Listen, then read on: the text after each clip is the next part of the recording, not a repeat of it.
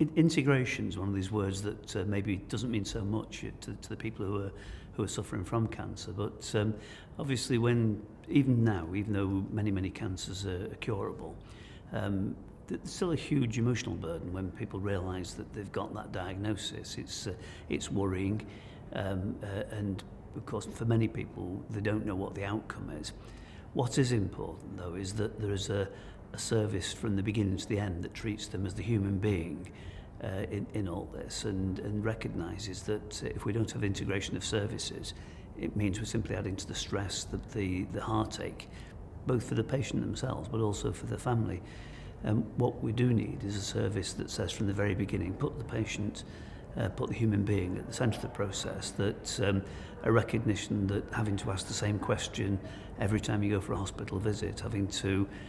constantly seeking similar answers isn't helpful. And so where there is that recognition that the patient is the important person, that those around the patient, the family, their loved ones are an important part of the process, and where reassurance can be given from the very beginning that there's a seamless whole, that's what we want to aim for. And of course what I want to do now is to find out for my own constituents what we can do to improve the services there. Like most, not simply members of Parliament, most members of the public, I've known many people who've had cancer. Some sadly have died, increasing numbers do survive, but of course what we want to make is that journey, whether it's